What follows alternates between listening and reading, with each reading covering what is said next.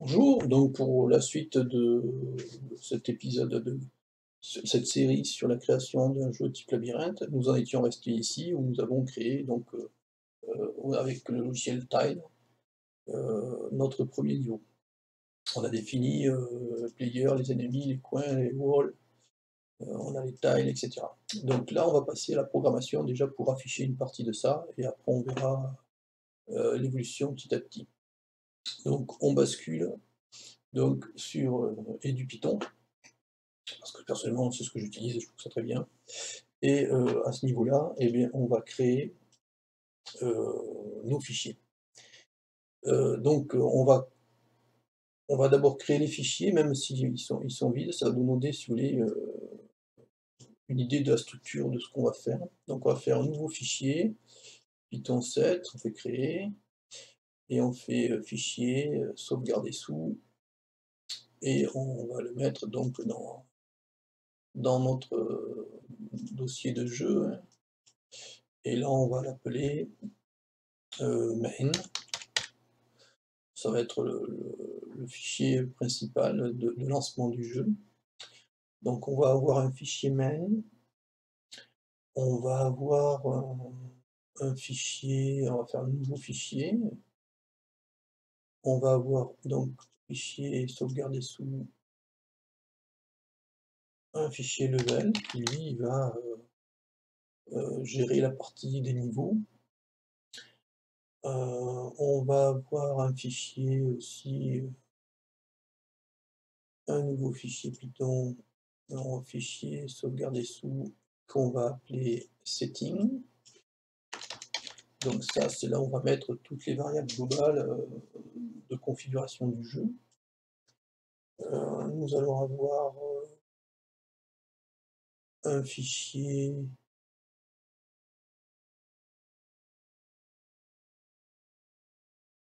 qu'on va appeler support.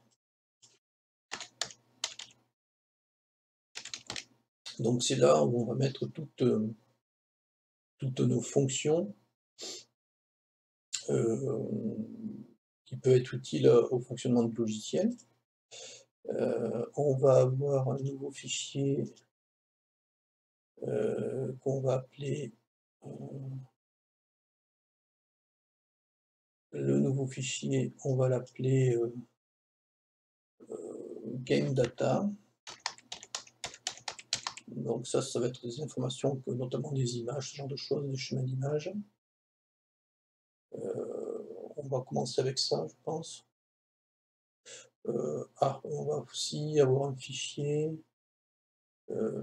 pour la gestion donc des tiles, les tuiles quoi, voilà, les tuiles du jeu, hein, les tuiles graphiques, hein. On va l'appeler tile. Ouais, tile. Voilà. Donc on va commencer par le fichier main. Donc comme c'est un jeu Pygame, eh bien on va importer Pygame. Donc on va importer Pygame. Pardon, Pygame. Donc on va donc faire donc l'initialisation de Pygame. Donc c'est pygame.init. On initialise notre Pygame. Pour que Pygame, pour faire fonctionner Pygame, il nous faut une fenêtre, donc une fenêtre d'écran. Et pour cette fenêtre-là, on va donc définir une taille et donc longueur, largeur. Donc on va l'appeler screen, ça va être notre zone d'affichage, hein, qui ça va être un petit peu pygame.display .set mode. Et là, on va lui passer un couple de valeurs qui va être à la taille. Donc nous, ça va être des variables globales qu'on va définir après dans... Là, on les écrit, mais on va les définir après dans setting. Donc on va read et screen height. Voilà, donc ces deux valeurs-là n'existent pas, et on va les créer.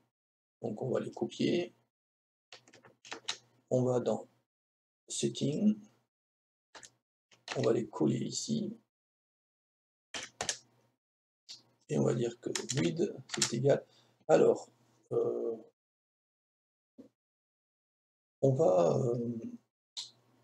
va aussi définir, tant qu'on est là, ce qu'on appelle la tile size, c'est-à-dire la dimension de nos tuiles qui sont de 32. Et ici, pour rester cohérent avec ce que nous avons fait au niveau de notre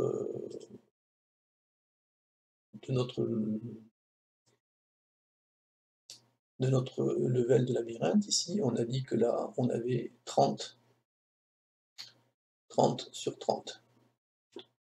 Donc, 30 de ce côté, 30 celui-là. Si on prend une calculatrice, hein, on peut, oui, ici, dans Pygame, si on fait 30 fois 32, eh bien, ça nous fait 960.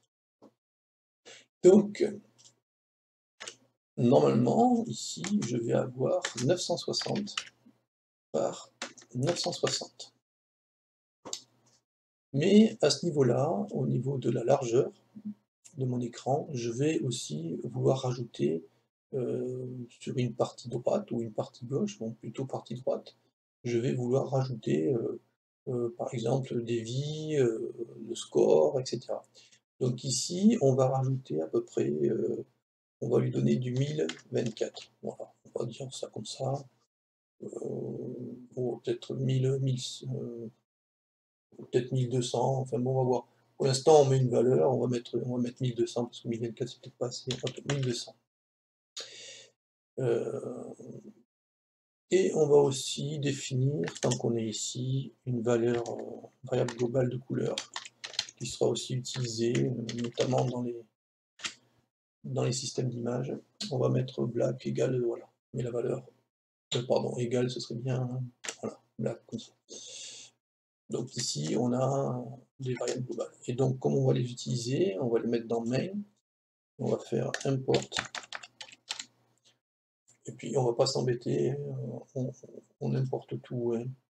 Import setting, non, pardon, from setting, import all. Voilà. Donc là, on va avoir besoin d'une variable qui va s'appeler clock, qui va gérer en fait les temps Pygame.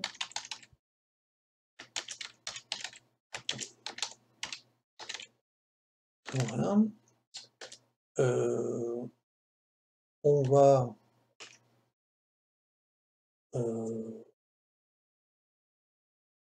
avoir besoin d'une variable. Enfin, pour l'instant, on va faire simple. Donc on va devoir créer ici, on va dire que c'est ici qu'on va appeler notre classe level, qu'on n'a pas créé mais qu'on va créer. Donc level, pour lequel on va passer la valeur 1, qui est le level numéro 1, et notre surface, qui est screen, celle-ci. Et on va avoir après la boucle de jeu, sur lequel on va faire le while, true, tant que c'est à true, je fais ça. Et je vais faire for event, donc gestion des événements,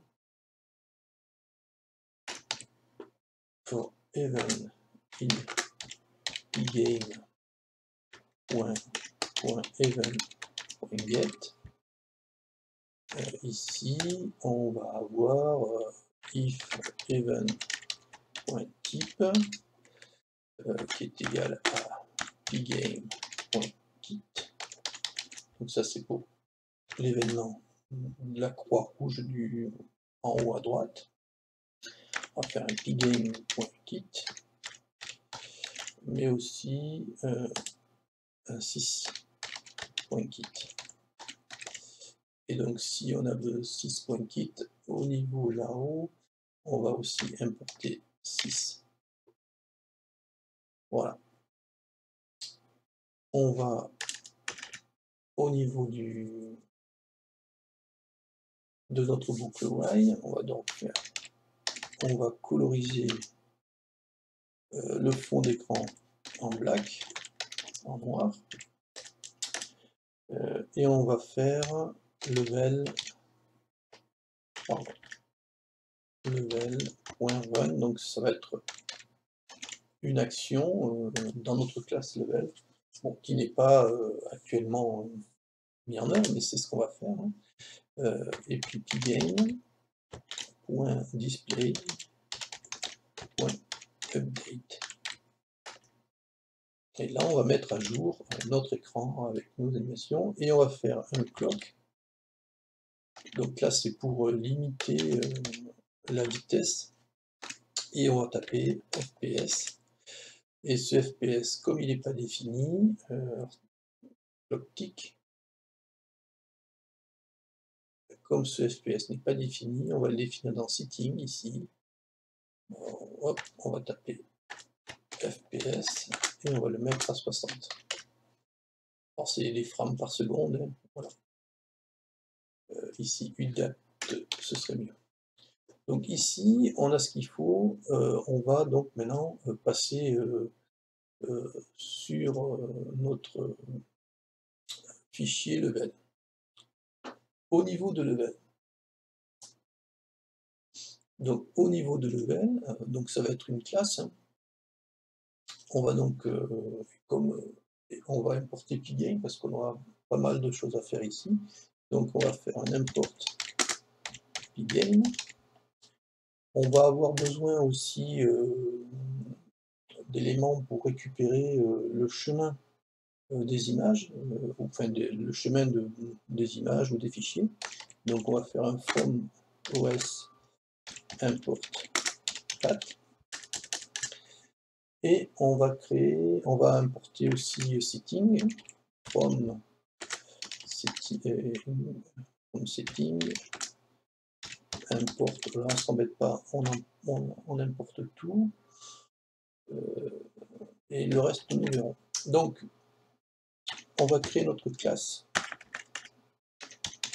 level, voilà, il va, donc il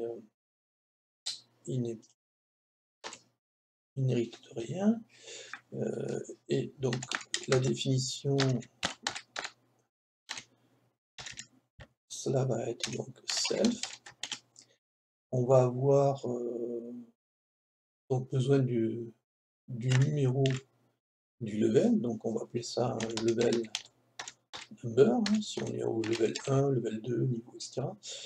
Et la surface sur laquelle on va afficher, donc là c'est screen, mais bon, et la surface. Donc, on va dire que ma self.display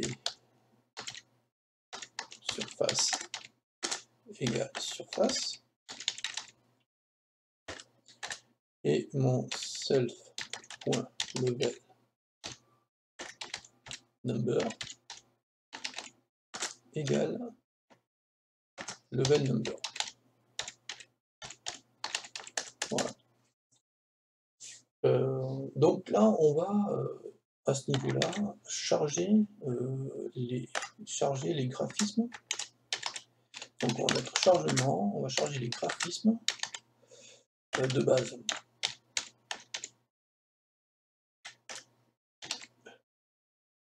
Les graphismes donc du labyrinthe, c'est-à-dire les murs, la monnaie, la position du player.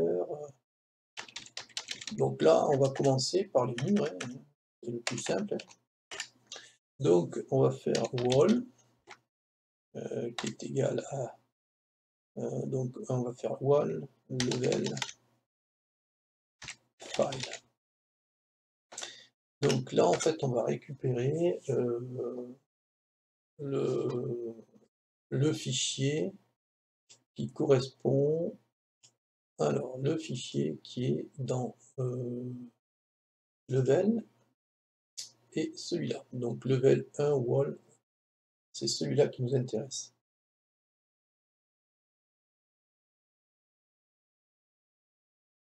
pour créer les murs. Donc, on va faire un path.join de path.rename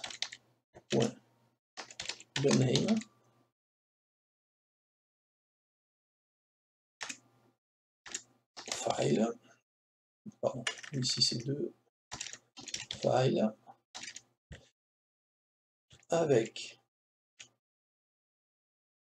donc ici c'est level slash level, alors c'est écrit alors là c'est la première lettre est en majuscule, donc level ici, level majuscule, ici on va avoir tiré,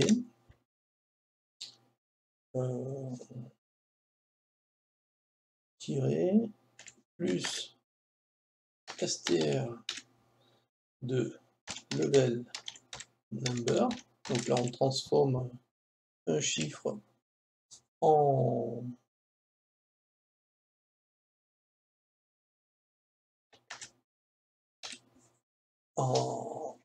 chaîne de caractères, et ici on va avoir wall avec un majuscule, donc wall.csv.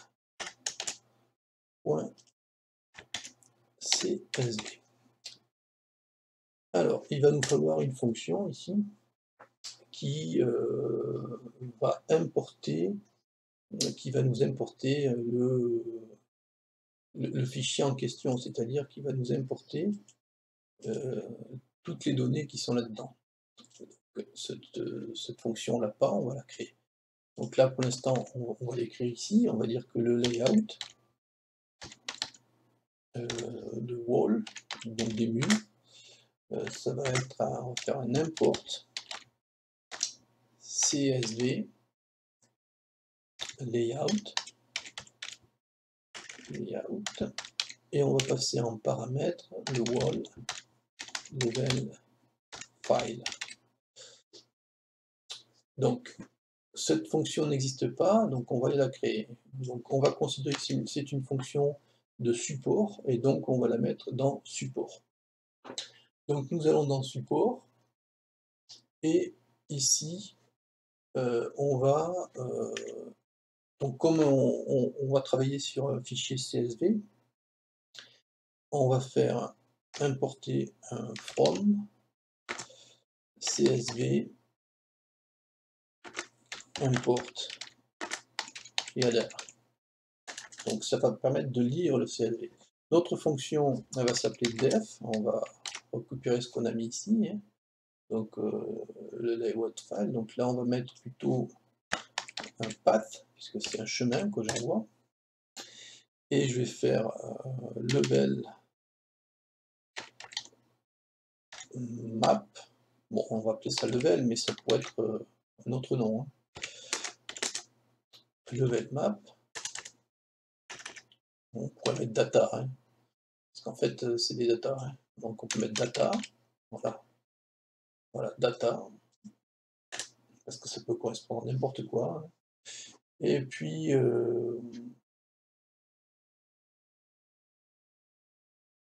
on va mettre, alors on va mettre ça comme ça, with open, donc un jour path as, oh pardon, as map.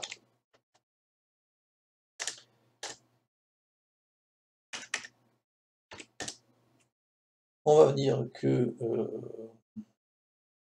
D, voilà, on va appeler juste D, c'est égal à reader map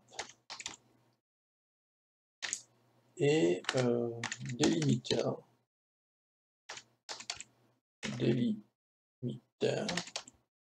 est égal à la virgule. Et pour toutes les lignes qu'on va trouver dans D,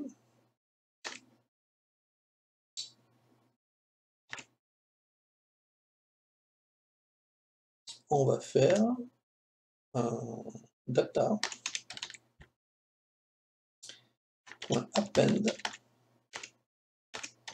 list row et on va renvoyer et on retourne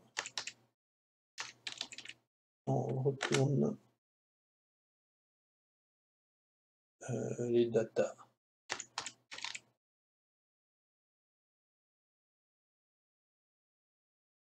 Voilà, donc on lit chaque ligne, on les intègre dans data et on renvoie data. Donc on va avoir en fait un tableau de data avec les valeurs dedans. Donc au niveau donc de level, hein, on retourne dans notre level ici. Donc là, on va récupérer un tableau de valeurs et on va intégrer, on va créer sur lui un groupe avec ce tableau de valeurs. Donc on va faire un self.wall, on va l'appeler wallSprite, qui va être égal à self. Alors là, on va créer cette fonction qui n'existe pas, mais create tile group, pour lequel on passe layout wall et on va dire que c'est de type wall. Donc là, c'est les murs que je crée. Donc en fait, on va passer deux paramètres à cette fonction-là. On va passer le tableau de valeurs et le type. Et on va créer à ce niveau-là la fonction def create tile group dans lequel on va avoir self, on va avoir un layout, donc le tableau de valeurs, et le nom du type, si vous préférez. On va dire qu'on va créer un sprite group qui va être égal à game.sprite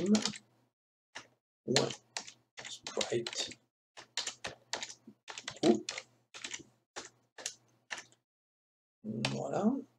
Et donc là, en fait, le layout, on va avoir des valeurs à récupérer dedans. Et donc, il nous faut la ligne, l'index de ligne, la colonne, l'index de colonne, la valeur, etc. Donc on va faire for row index row in enumerate layout. Ça, c'est ma première boucle for. Dedans, on va aller chercher for call index, la valeur, in enumerate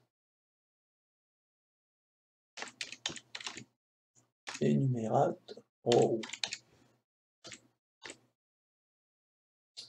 Donc, le row index et le call index, ça me donne, ça me permet de récupérer, en multipliant cette valeur-là par le tile size, ça me permet de récupérer la position X. Alors le row, c'est la position Y, le call, c'est la position X. Et donc, nous, ce qui nous intéresse déjà, c'est d'abord si la valeur, donc on se souvient bien que quand la valeur, donc là, il faut bien faire attention parce que c'est pas du numérique, hein, donc on met cette valeur comme ça, hein, on met pas -1 directement, on les met bien entre crochets, sinon ça marche pas. Donc là, en fait, quand on était à -1 dans notre fichier texte qu'on a vu tout à l'heure, hein, donc qui doit être, je pense,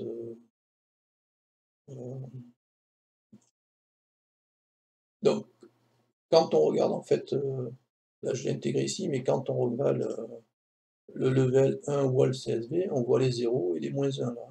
Donc les -1 ici, ça correspond à un élément vide. Et ici, c'est pas une valeur numérique, c'est un fichier de texte. Donc ici, il faut bien que je le mette comme ça. Donc si ma valeur est, est égale à est différente de -1, donc je vais avoir x, la position x qui est égale à la colonne index, ici, multiplié par tile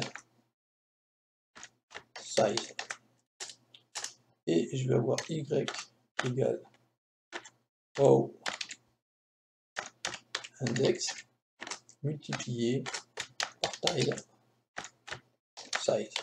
Donc 32 par 32 multiplié par ça, c'est-à-dire que la première position, ça va être 0, la deuxième colonne, ça va être 1, ce sera 32, etc. Donc après, ici, donc si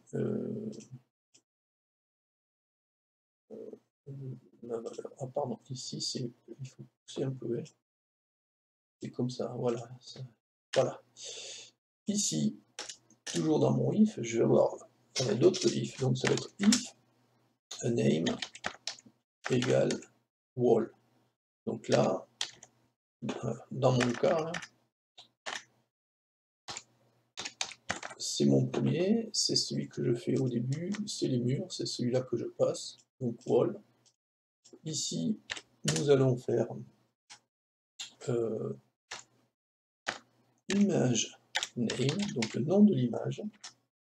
Cela va être wall.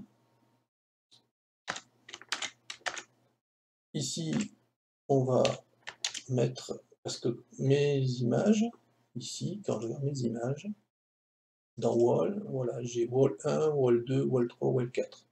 Donc, j'écris le début. Ici, ce qui va être ici, je vais le remplacer par une valeur qui va être donc ici PNG. Donc on se souvient que quand on regarde les murs, ici j'ai 2, ça correspond à ma tuile ici, qui est de l'idée 2. Donc ici c'est cette rouge-là, qui est de l'idée 2. D'accord?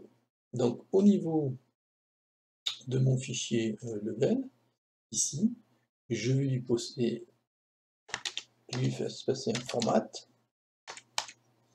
de int, donc je transforme, parce que la valeur val ici, c'est un fichier texte et c'est du texte, donc on va la transformer, la valeur, en int, et on va rajouter +1, parce que ici, dans tile, celui-là, c'est 0, donc je vais récupérer au niveau de val, ce sera 0, mais l'image correspondante, c'est 1, donc je rajoute 1. Donc ici, je vais avoir, pour l'image, pour la valeur ici, qui va être égale à 0, ici, j'aurai 1. Voilà. Et on fait donc, on va faire img path, donc le chemin de l'image va être un path.join, et on va créer aussi dans notre fichier game data, c'est là qu'on va mettre des informations au niveau des datas, c'est-à-dire les images, les sons, etc. Donc on va appeler un objet qui s'appelle img file de type wall, et ça on va aller le déclarer en fait au niveau du fichier game data avec l'image name. Donc img file, on aurait pu l'appeler img folder, hein, c'est pareil, hein, c'est plus facile d'ailleurs. Img folder, on va aller dans data, ici, dans game data, et on va créer on va créer ce img, donc on va appeler img folder, qui va être une collection d'éléments, dans lequel on va avoir donc wall. Et wall, ça va être quoi? Et bien ça va être un path.join de path.peername de file et de wall, c'est-à-dire ce dossier-là. Voilà, ce dossier. Par contre, ici, on va avoir besoin de from, on a besoin de path, hein. Donc on va mettre from os import path. Voilà. Pardon. Donc dans ce folder, on mettra aussi les autres folders, comme ennemi, coin, etc. Donc, on revient dans notre level. Ici, dans notre level, ici, on va devoir donc maintenant récupérer le sprite. Donc on va créer un sprite. Donc sprite, c'est une surface, un rectangle, etc. Donc pour ça, on va faire, on va dire que c'est un sprite, c'est sa variable, c'est une variable. Le sprite va être égal, donc là, on va dire que c'est une taille, donc c'est une image qui va être statique. Donc on va l'appeler static tile. Alors cette fonction n'existe pas, enfin cette classe n'existe pas, on va la créer après. Donc on lui passera en paramètre quoi? On va lui passer sa taille, hein, donc tile size, c'est du 32. On va lui passer la position X et Y, c'est-à-dire celle qui est calculée là. Et on va lui passer le chemin de l'image qui est ici. Voilà. Donc img path. Au niveau de cette fonction-là qu'on doit créer, on va la créer dans tile. Donc, alors, une fois que le sprite ici qu'on aura récupéré, il faudra l'ajouter, donc on va l'ajouter ici, hein, on l'ajoutera, on mettra sprite group, pardon, group, c'est le groupe qu'on a créé là-haut, hein, celui-là, sprite group.add sprite. Et on va faire ici, là, à ce niveau-là, on fait return sprite group. Donc là, la fonction elle est finie, on va créer donc celle-ci, qui n'existe pas. Donc on va prendre ça, on le copie, on va aller dans tile, parce qu'on va avoir besoin de tile. Dans tile, eh bien, on va devoir un petit epigame, parce que là les classes, ça va être... Donc on va avoir ça, on va créer donc la classe. Donc ça, on va le changer parce que ça, ici ça va être ici ça va pas être ça, hein. Parce que ça c'est pas comme ça qu'on crée. Ici ça va être donc un pgame. Donc elle va hériter de la classe pgame.sprite.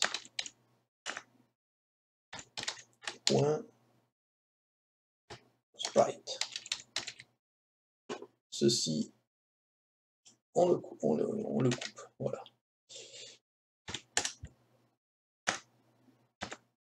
Au niveau de l'ini, on va voir un def init Et là, on va passer self et on colle ça. Donc, tile size, on va le changer, on va mettre size. Et après X, Y, et là on va mettre image. On va faire un super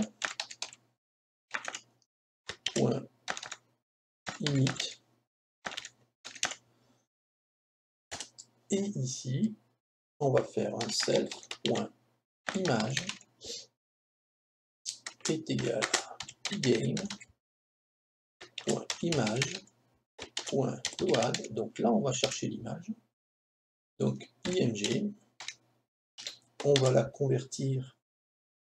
On va faire un convert alpha. Et on va lui définir un rectangle qui est self.rect self.image.get rect. Et en théorie, à ce niveau-là,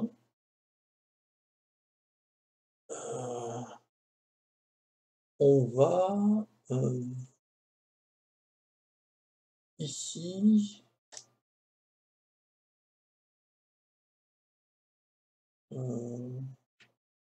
alors, est-ce que j'ai besoin d'XY? Je ne suis pas sûr. On va vérifier.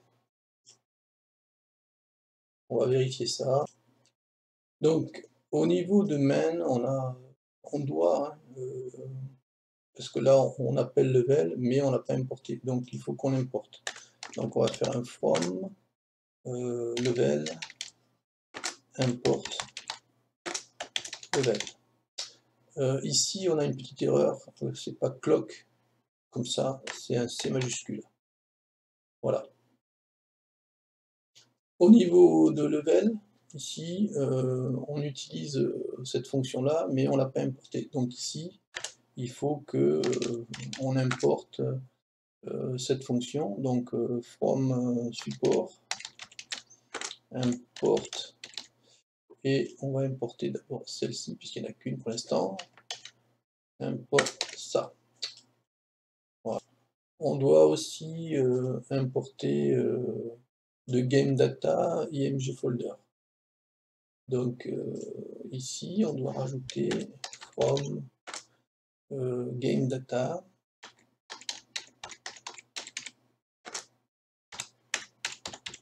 port img folder. Et bien sûr aussi, il faut qu'on importe cette fonction-là qu'on a créée.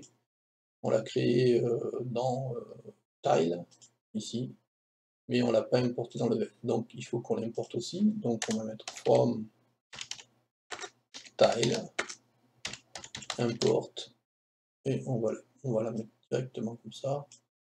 Hop, après on verra ce qu'on fera. Voilà. Donc là maintenant, pour finaliser cette première partie, on doit créer la fonction qu'on appelle dans main. Dans main ici, on appelle level run. On crée level ici et on le lance là. Donc level run n'existe pas, hein, dans level on n'a pas fait cette fonction. Donc on va ici maintenant créer la fonction run. Et on passe rien en paramètre, non, si on passe self quand même, c'est mieux. Voilà. Et ici, donc, on va donc jouer, enfin, afficher les murs.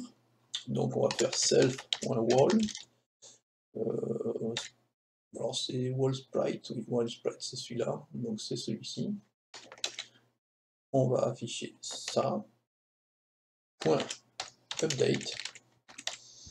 Oh, pardon. Sprite.update. Et après, on va faire un self.wall. Sprite.draw. Donc là, on va écrire. Et on va l'écrire sur le self, sur la surface.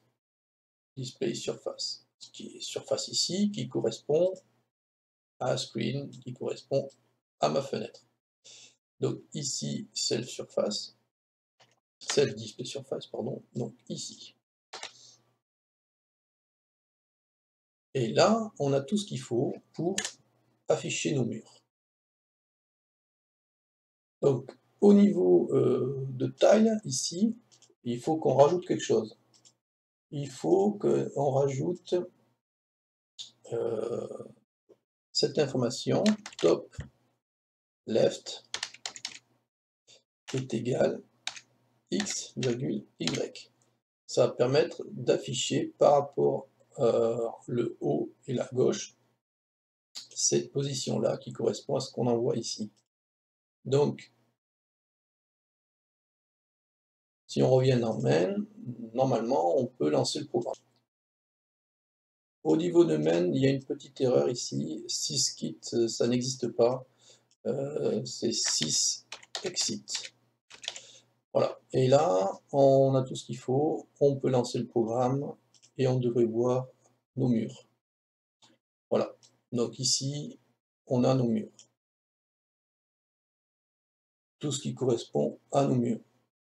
On va faire une petite modif parce qu'ici on a Pgame Window. Donc ici, au niveau du screen, ici, on va modifier ça et on va mettre autre chose. On va juste changer le nom de la fenêtre ici et on va dire que c'est pgame.display.set caption et on va dire que c'est la labyrinthe. Voilà. Donc là, quand on va lancer le jeu, ici, on a le nom de la fenêtre qui s'appelle labyrinthe. Voilà, labyrinthe en haut ici. Et on a un début de jeu. Voilà, donc pour ça, on va arrêter là pour aujourd'hui. Et on va, aux prochaines fois, on va intégrer notamment les pièces. Et puis on verra pour après les players, etc. et les mouvements, et les collisions, etc. Je vous souhaite une bonne journée. À la prochaine.